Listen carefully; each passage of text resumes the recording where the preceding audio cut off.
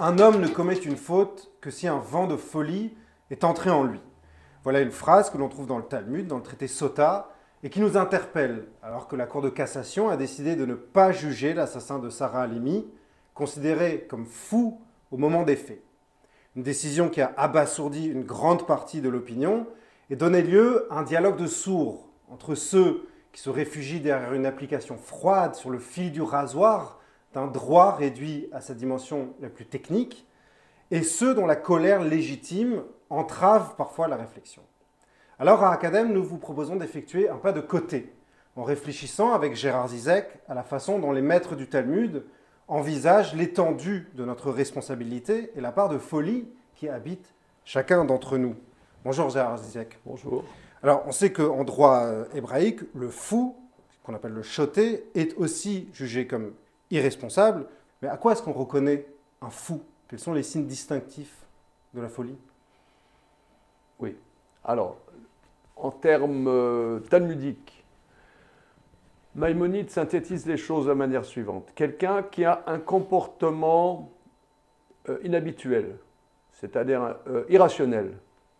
Irrationnel. Il peut avoir un comportement irrationnel sur un point. Ça veut dire qu'il peut être complètement normal, faire des affaires, discuter, être professeur d'université, etc. Ou, je ne sais pas, être commerçant. Mais avoir un comportement irrationnel, avoir des visions, on me poursuit. Là, il y a des micros. Il y a des micros. On est en train de me poursuivre. Là, j'entends des voix. Voilà, ça, c'est quelque chose d'irrationnel. Alors, même si c'est quelqu'un avec qui on peut parler tout à fait normalement, qui a un raisonnement, qui peut avoir écrit des livres ou créé des algorithmes, il est considéré d'un point de vue juridique comme irresponsable. Alors on est tous un petit peu fous, parce qu'on a tous Bon, nos obsessions, nos manies, alors voilà, nos au tocs. niveau de la jurisprudence, ça va être très très délicat, parce qu'il y a des procédures où il faut être saint d'esprit pour que cette procédure ait force de loi. Prenons un exemple, un mariage, il faut que lui et elle soient saints d'esprit, sinon le mariage est nul et non avenu. Donc il va y avoir effectivement toute une littérature pour voir les gradations de la chose. Sûr. Donc il y a quelqu'un, je ne sais pas, il a des tocs, voilà, ça n'altère pas sa rationalité globale. Son discernement. Son discernement global. Maintenant, il y a des choses qui peuvent être plus préjudiciables et rendre la personne donc considérée non responsable. Donc la personne dont vous venez de parler, qui est une personne normale, qui crée des algorithmes, mais qui a une folie spécifique, qui est donc la paranoïa, qui voit des micros partout, cette personne, si elle commet un meurtre, par exemple, on la jugera comme irresponsable. Voilà, maintenant il faut savoir qu'en droit juif, le pénal, il n'y a plus de pénal depuis la destruction du temple. Donc c'est, comment dire, c'est théorique. C'est un cas d'école. Voilà, c'est un cas d'école. Il y a un autre cas, par exemple, peut-être on pourrait dire ça aujourd'hui, quelqu'un qui est bipolaire. Quelqu'un qui a un comportement tout à fait habituel et il a des périodes, il ou elle ont des périodes où ils perdent leurs moyens complètement. Alors ça, c'est un cas aussi qui est traité dans le Talmud. Etim chalim, etim shoté. Des moments, il est clair, des moments, il n'est pas clair. Ouais. Alors lorsqu'il est clair, il n'est pas considéré, il est considéré responsable. D'accord. Donc ça va dans le Donc sens inverse de ce que dont vous disiez Maïmonide tout à l'heure. parle, Ouais. c'est quelqu'un qui est constant. Dans sa case de folie. Voilà. J'aimerais aussi dire que la démarche talmudique est une démarche analytique des cas. On ne cherche pas à faire du gentillet, à faire de l'angélisme, à dire que tout le monde est beau, tout le monde est gentil, on met tout le monde dans le même sac. C'est pour ça que quand on voit la loi juive, la halakha, parfois on peut être choqué. Parce qu'on peut dire quelqu'un qui est très très bien, tout à fait gentil, mais qui a un handicap, par exemple, ne comptera pas dans le minyan, parce que cette personne est considérée qu'elle n'a pas de discernement. Ben, tu vas dire, c'est pas juste. La question, on pense au trisomique, par exemple, aux personnes trisomiques. Bon, maintenant, on dira, c'est pas juste, il est très gentil, il est tout à fait très très bien. La question n'est pas là. La question est de savoir quel est son statut précis. Prenons un exemple. J'ai entendu d'un maître qui est décédé, Rav Nosson Shulman, qui a fréquenté un grand maître qui s'appelle le Chazon Ish. Il nous a rapporté que lorsqu'il y avait un fou, quelqu'un qui était, ça veut dire vraiment possédé, on pourrait dire, hein, qui clairement n'avait pas du tout de discernement, rentrait dans une pièce, le Razonich se levait. Pourquoi? Rav Nosson Shulman nous a dit que le Razonich disait que s'il vient au monde sans possibilité d'avoir de discernement, c'est que c'est une âme complètement pure, qui n'a rien à faire pour réparer le manque de son âme, de sa neshama. Et pourquoi est-ce qu'elle est là? C'est une bonne question. Peut-être pour nous interpeller, peut-être pour nous secouer, peut-être pour nous faire réaliser qu'il y a une dimension d'âme. Ça, c'est quelque chose de très important. Et je pense que les gens qui travaillent ou qui fréquentent des personnes qui ont des handicaps mentaux, d'après ce que j'ai entendu, ils sont extrêmement attachés à ces personnes. Et il me semble que cet attachement vient parce qu'on est en présence de l'âme au niveau parfait. C'est-à-dire qu'il n'est pas corrompu, si je vous comprends bien, par toute la dimension sociale, les rapports de Voilà, force, voilà, une dimension qui est une de dimension présence, de pureté. une présence d'une neshama qui nous interpelle et qui aussi nous attire et on aime. Mais d'un autre côté, Oui, cette personne ne comptera pas dans le minyan. oui, alors Parce c'est qu'elle n'est pas de ça dont responsable. il faut Voilà. rendre compte. Alors pourquoi? Parce qu'elle n'est pas Elle responsable. devrait encore plus compter dans le minyan, parce qu'elle est porteuse justement de Elle est cette porteuse de pureté, quelque chose, oui. mais elle n'est pas responsable, justement. Elle n'a pas de marge de manœuvre par rapport à ça. C'est quoi être, ça veut dire, c'est quoi être barda'at? Barda'at, c'est pouvoir agir. Sur son Barda'at, comportement. c'est Barda'at, conscient, lucide. avoir son discernement, c'est avoir une liberté d'action. Alors c'est très important ce que vous dites, parce que quand on réfléchit de nos jours à la psychiatrie et à la folie, on convoque beaucoup Foucault et la notion du grand enfermement, qu'on a mis les fous de côté, on les a mis dans les hôpitaux psychiatriques, on les a exclus de la société comme pour s'en protéger. Là, vous êtes en train de nous dire un peu le contraire. Vous dites, ils ne font pas partie du minyan, mais en fait, nous avons à apprendre d'eux. Et que on peut juger une société à la manière dont elle traite ces fous. Voilà. Alors ça, j'aimerais passer à un autre aspect.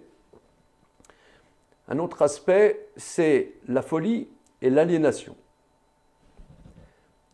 Alors, en termes hébreux, fou, on appelle shoté.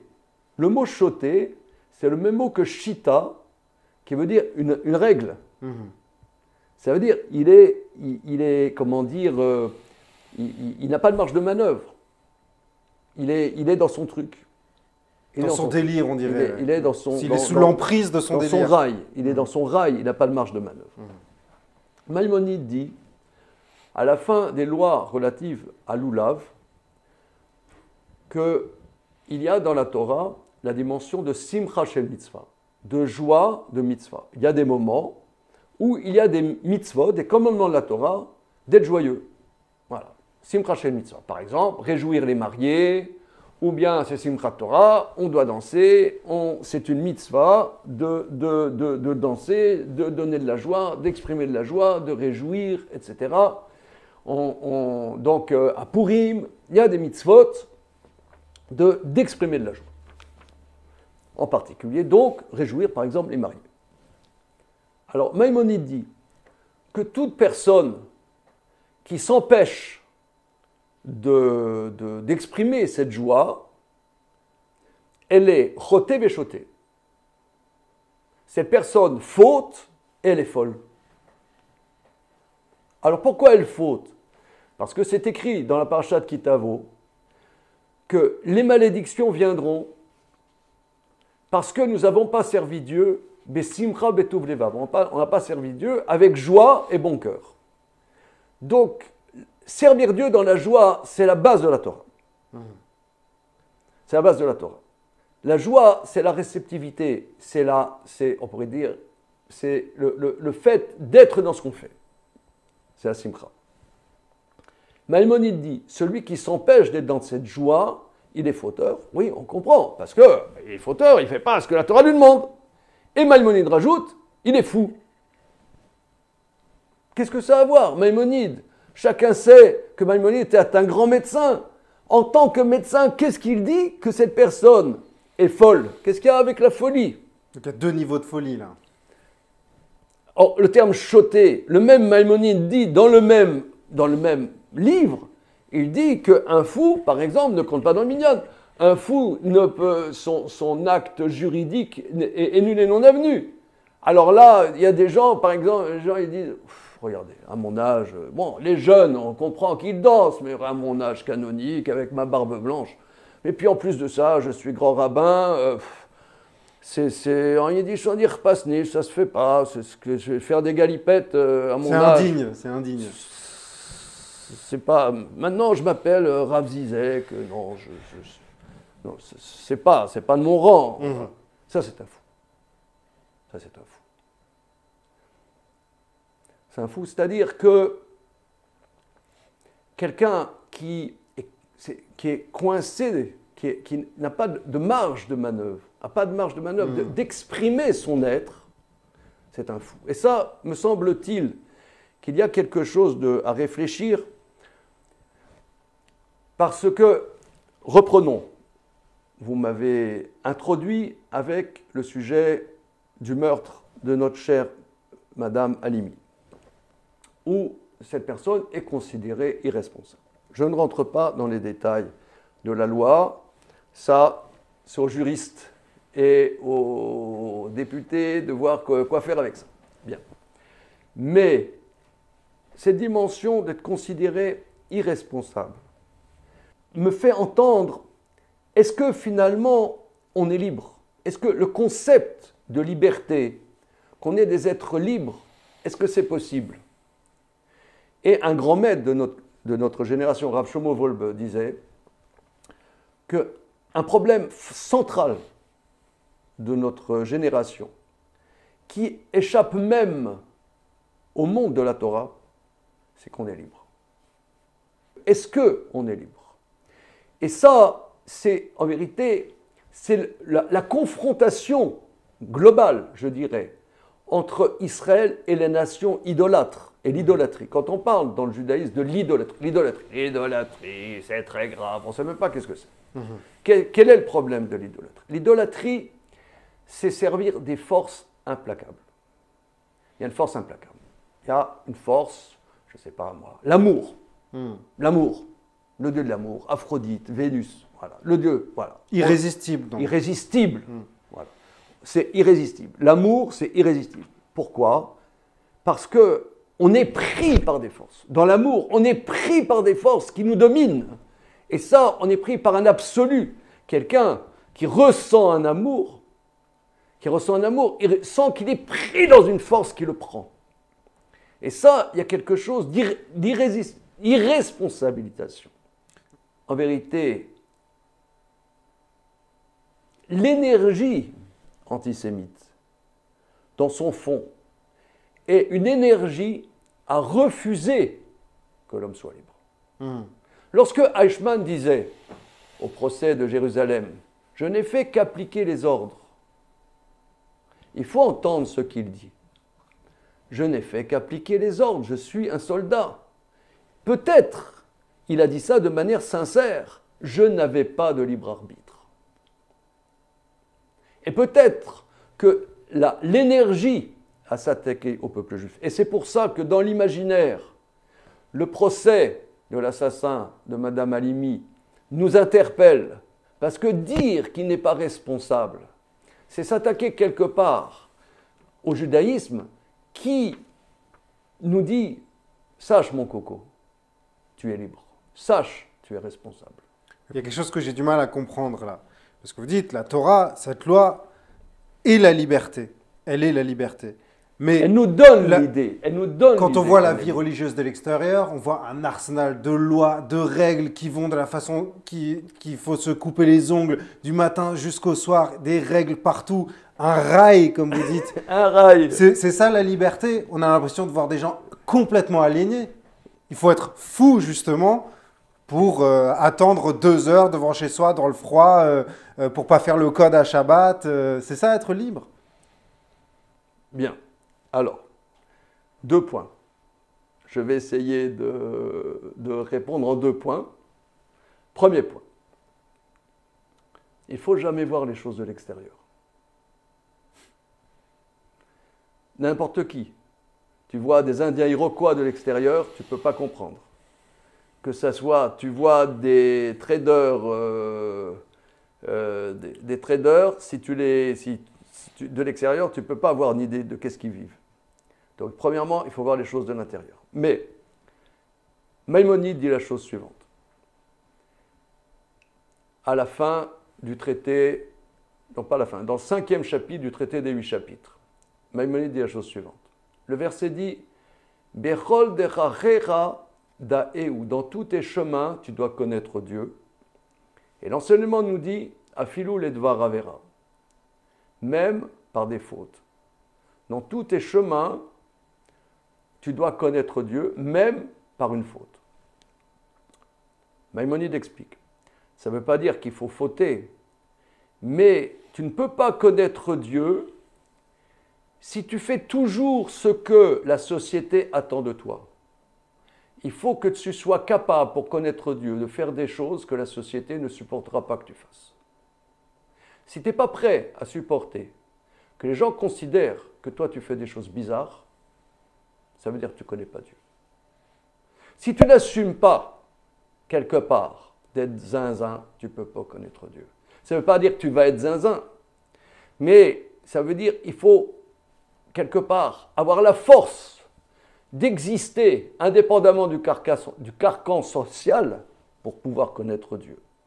Alors, tu as ce que j'appellerais les fous du roi. Il y a 30 ans, il y avait Coluche, Marcel Colucci. Zichrono Lebracha. Coluche, alors tout le monde adorait Coluche. Pourquoi? Il était fou pour moi.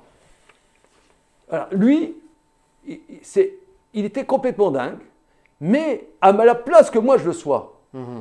Par procuration. Par procuration. Ça, c'est l'artiste. L'artiste, sois dingue pour moi. Je te paye pour que tu sois dingue. Donc ça me rend yotze. Voilà, moi, je suis quitte. Je peux être le petit, avec mon attaché caisse. Je peux être le petit rabbin, gna gna gna. Voilà. Je continue et je te paye, sois dingue pour moi. Ah, je suis en fascination, c'est extraordinaire. Donc, Le but, si je comprends bien ce que vous dites, c'est que nous, on arrive à exprimer une liberté. Maintenant, vous me posez la question. Le juif ultra-orthodoxe, il se lève le matin, il doit dire « Modéani ». Déjà, avant de se lever, il a déjà une phrase à dire. Ensuite, il doit se laver les mains. Ensuite, ceci. Ensuite, cela. Il doit mettre ses téphilines. Ensuite, il est au minyan. Ensuite, cela. Ensuite, machin. C'est lacé, il doit les faire d'une certaine manière. Voilà, tout est réglementé. Tout est réglementé. Alors, cher ami, je propose la réponse suivante. Maintenant, effectivement, on peut être complètement aliéné. D'ailleurs, le Talmud le dit. Le Talmud le dit, que la Torah, si on ne s'investit pas dans la Torah comme il faut, ça devient un poison mortel. Donc ça, c'est prévenu. Donc ce n'est pas parce que je parle d'un point de vue juif religieux, ce n'est pas parce qu'on est juif religieux qu'on a l'aller simple pour le paradis, comme qui dirait. Ni pour la liberté, donc. Ça, c'est un. Maintenant, d'un autre côté, la liberté, ce n'est pas la liberté du poète. Liberté, j'écris ton nom dans les nuages. Non, on doit écrire le nom de la liberté dans notre vie. S'il y a des commandements de la Torah, mais je ne peux pas les faire, je ne peux pas, c'est trop compliqué, j'aimerais faire Shabbat, je ne peux pas faire.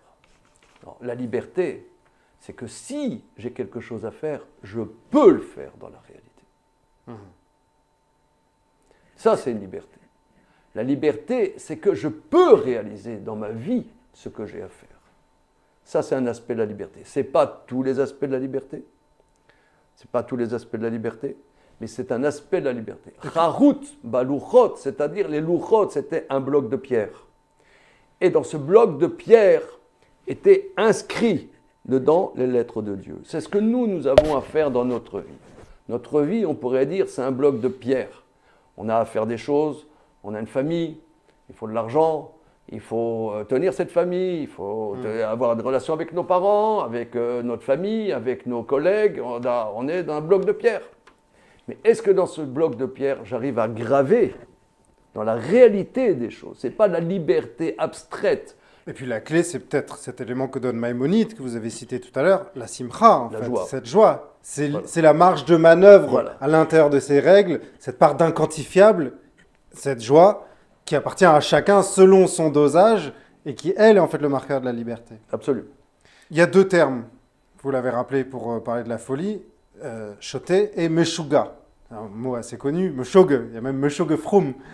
Et ce qui est intéressant, c'est que le premier cas de folie dans la Torah, ça vient très très tard, et ça concerne le roi David, qui simule, ou pas, vous allez nous dire, la folie. Ça se trouve dans le livre de Samuel. Ça interpelle que le premier fou, ce soit le roi David. Alors, Qu'est-ce que ça nous apprend? Alors effectivement, mais je dirais, si je peux me permettre, que c'était un chapitre avant, c'est le roi Shaoul, le roi Saül. Le mot meshuga est employé là-bas? Non, effectivement. C'est la première Alors, occurrence du terme meshuga. Voilà, Meshuga, d'accord. Parce que Saül est malade, justement. Voilà. Saül, c'est la clinique. Voilà. Il est mélancolique, on dirait aujourd'hui. Tandis que le fou qui raconte n'importe quoi, c'est David. Bien. Alors, ce passage dans le chapitre 21 du premier livre de Samuel est un passage absolument magnifique. De quoi s'agit-il? Donc, comme vous venez de dire, le roi Saül était pris de délire paranoïaque. C'est très intéressant parce que là-bas, il est clair des versets que sa paranoïa maladive vient d'une culpabilité, d'une énorme culpabilité.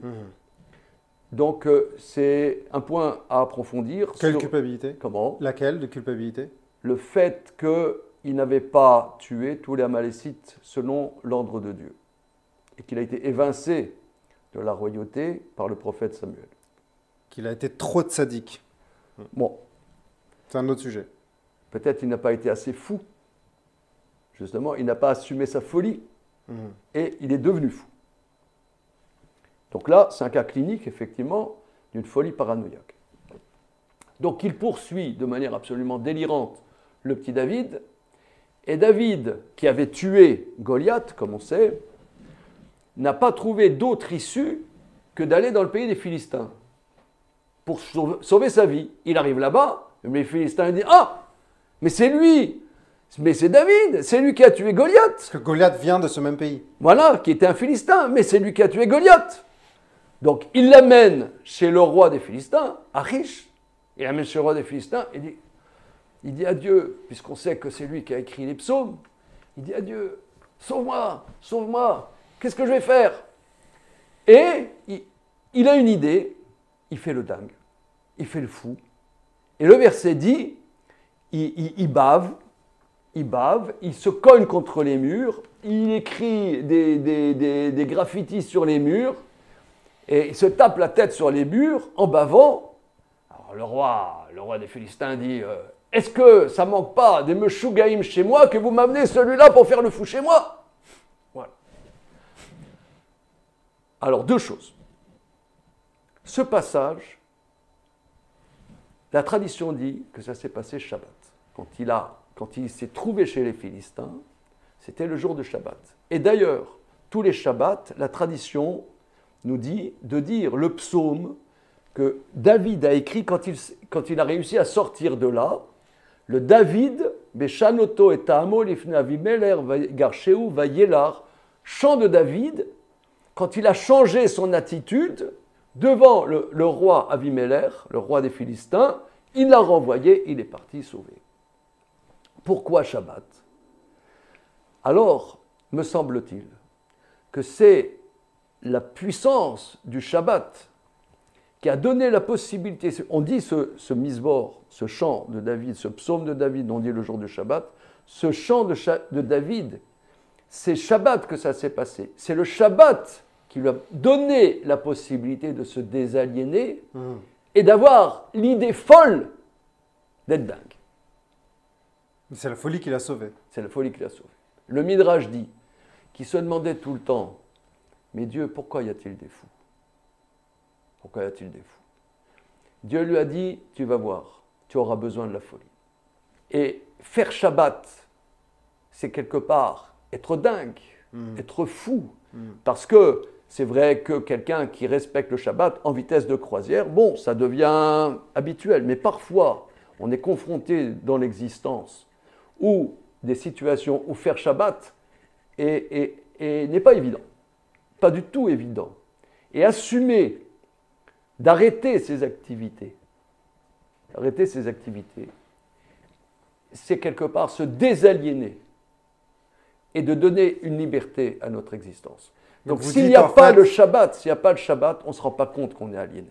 Alors ça veut dire qu'au final, un même mot peut signifier une chose et son contraire. La folie, c'est l'aliénation, et la folie, c'est aussi notre liberté.